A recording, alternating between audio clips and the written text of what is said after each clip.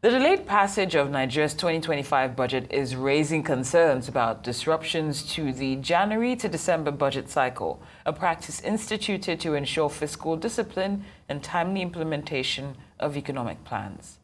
Lawmakers have yet to finalize deliberations on the proposed budget, a situation that could delay the release of funds for key projects and services at the start of the new fiscal year. Analysts warn that such delays could stall critical infrastructure projects, slow economic growth, and undermine investor confidence. The prolonged process could also disrupt funding for sectors like health, education, and infrastructure, affecting public services and worsening economic challenges, including inflation and unemployment. For conversation on the delay in the passage of the 2025 budget, the effects on the January to December budget cycle, and the economy, we're now joined by former Senior Special Assistant on National Assembly Matters, Senator Ita Enang. Good afternoon, Senator. Many thanks for joining us here on Newsday. Thank you very much. Thank you. Now, the delayed 2025 budget represents, of course, thank you as well. The delayed 2025 budget represents more than a procedural issue. What systemic legislative and executive dysfunctions are fundamentally preventing the timely budget passage, from your assessment?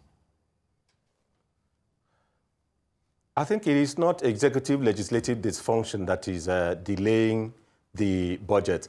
Let me not say that the passage, because you can only talk of passage of the budget when it has been submitted. All I know is that for now, Mr. President Bola Ahmed Tinubu, Grand Commander of the Federal Republic, has not yet laid before the National Assembly the 2025 budget proposal.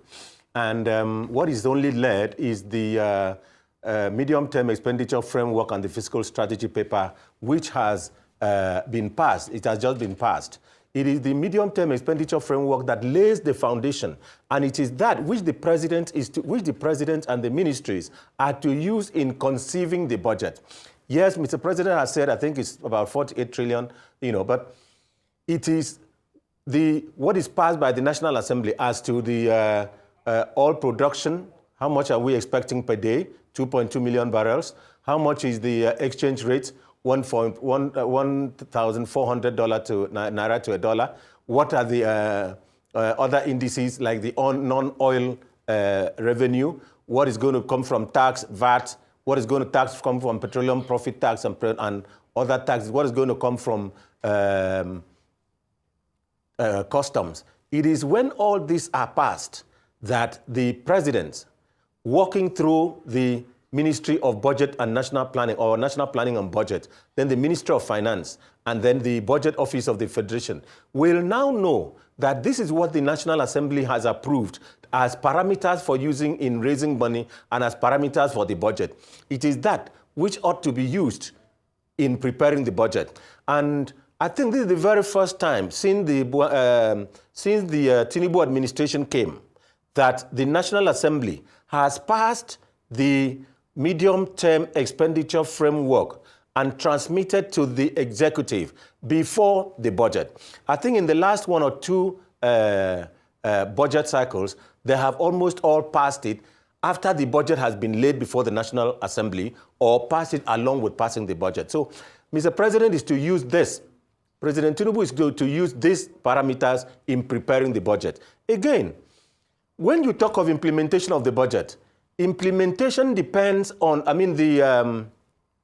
the January to December budget cycle.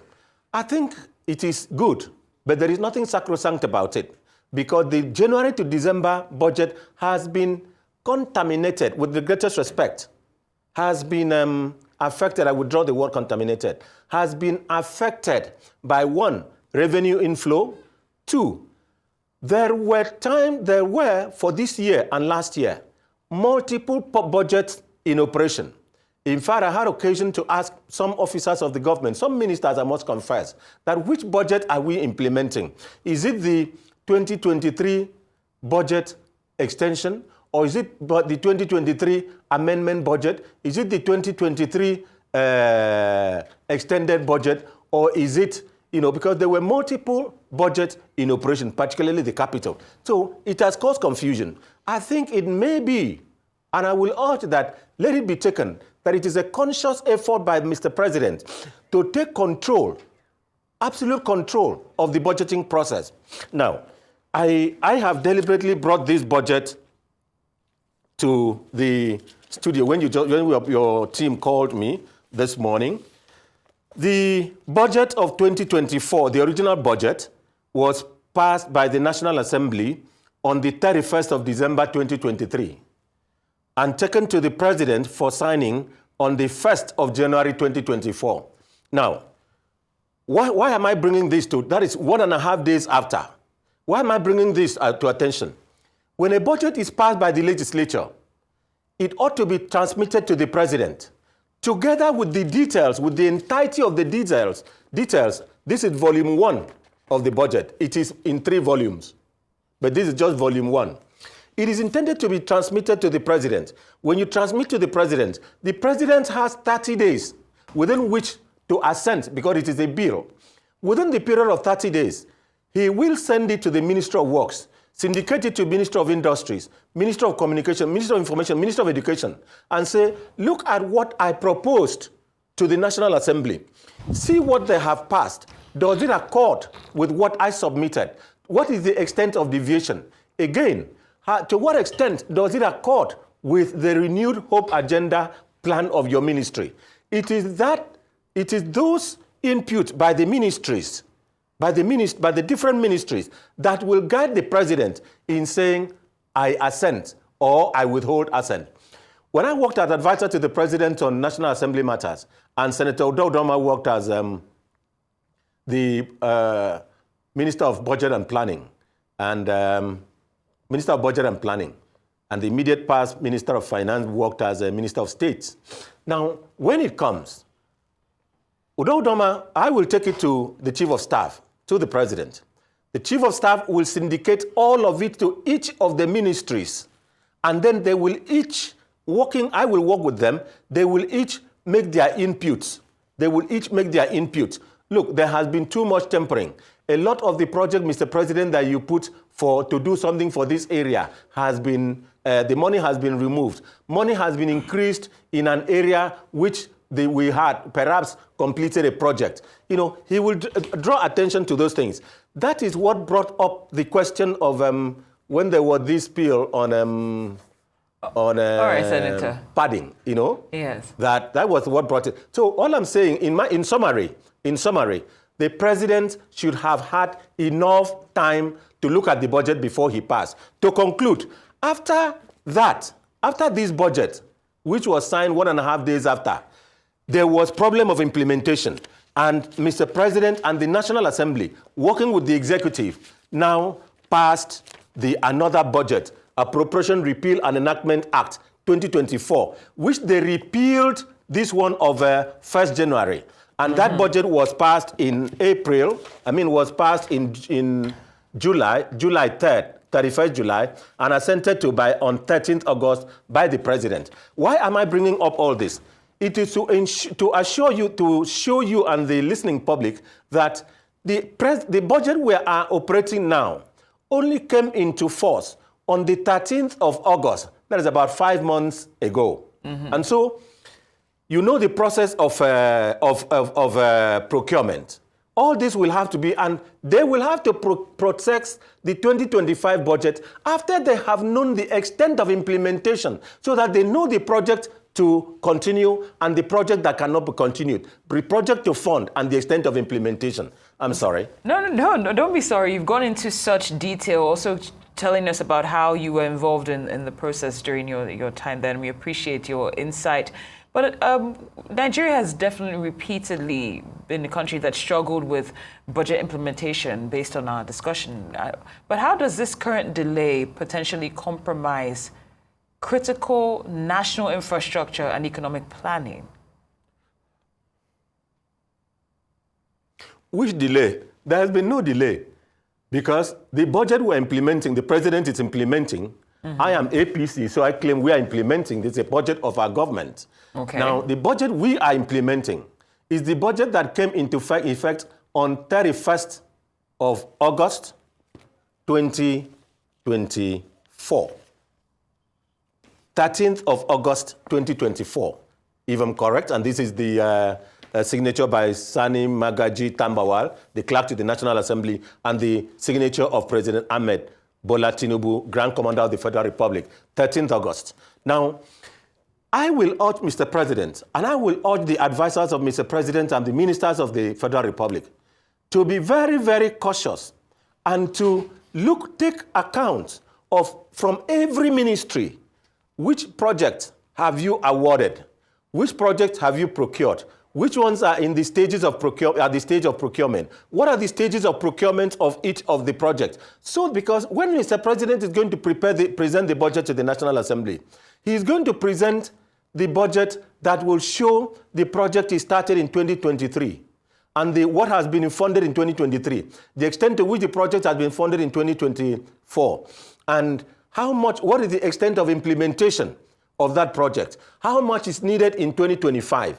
As of today, in view of the time when this budget was passed, and in view of the multiple budgets that were in operation, you remember very many times the National Assembly will say they have amended this budget. They have extended the time of implementation of the budget. They have expanded to March. The other one, they will say they have extended to June.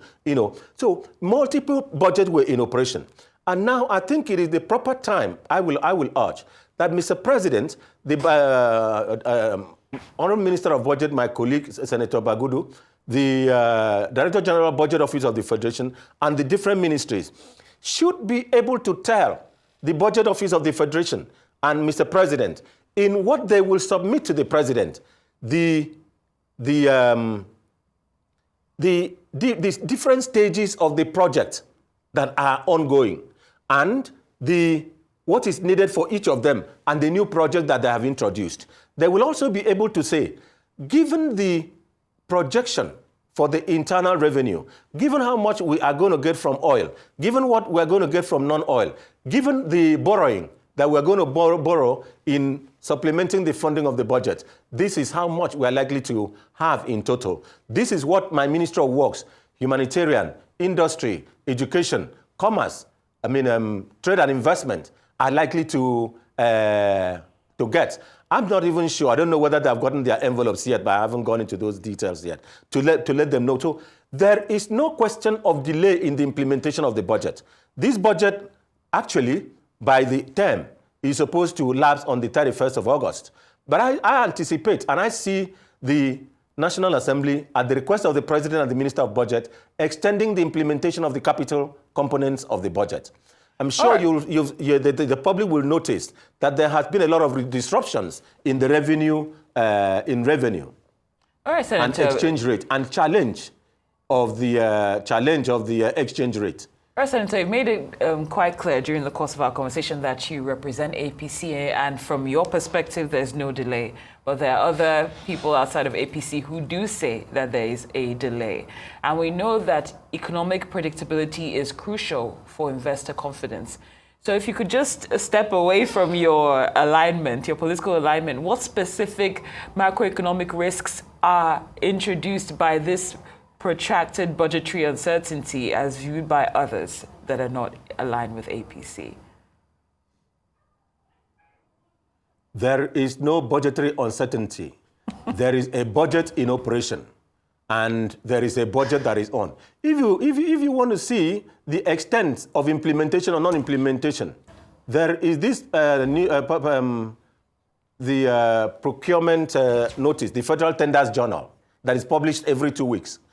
Now, when the projects were available to be published, you will see the Tenders Journal coming up with about 20, 25 pages, 30 pages, talking of projects. But if you look at the Tenders Journal today, you'll see about 10 to 12 pages. It wouldn't be up to 30, 35, because not many of these projects have been advertised for procurement, and none of these projects will be procured without being advertised. So you will then know the extent of the implementation, the challenge of revenue, the effect that exchange rate has had. Now, you will also take account of the fact that At the advent of this government, on 29th of May 2023, about that, the exchange rate, what was it? I think it was 460. Now, if you want to talk of the cost of procurement, the cost of input that will make into procurement, the price of goods and services has risen. Take example in the Ministry of Works. All the contractors there abandoned sites because the cost of aggregate, cost of oil, cost of diesel, the cost of hiring equipment, the exchange rate, all other inputs are affected by the exchange rate, which rose to about 900 naira to $1 at that time. And now it has been for almost the whole year oscillating between 1.3 and 1.6, now formally fixed at 1.4. So all these fluctuations has affected the cost of project and the procurement. And so you will be in the midst of procurement. And then the people who bidded for the project have come and said, look, at this exchange rate, this is how much I bidded for so number of days. This is the cost of labor now. This is the cost of cement now. This is the cost of lubricants now. It no more can be. So it is affecting. So I would urge that those who are saying that it is going to affect the economy or the budgeting process or the execution process, to please accept that it is the best thing for President Tinubu to please wait and then have accurate data, accurate numbers, accurate information as we used to have before he can present his budget. Fortunately, the National Assembly has done a great job on the Medium-Term Expenditure Framework and has harmonized and given him the basis for the implementation. You would talk of the president delaying to present the budget if, under the Fiscal Responsibility Act, it is the parameters that has been given to him by the National Assembly that he will now use in projecting the budget to the National Assembly. So he has just gotten it and he has to use it in projecting the budget. Well, former Senior Special Assistant on National Assembly Matters, Senator Ita Enang, it's been delightful having you join us here on Newsday. We appreciate your time and insight. Thank you.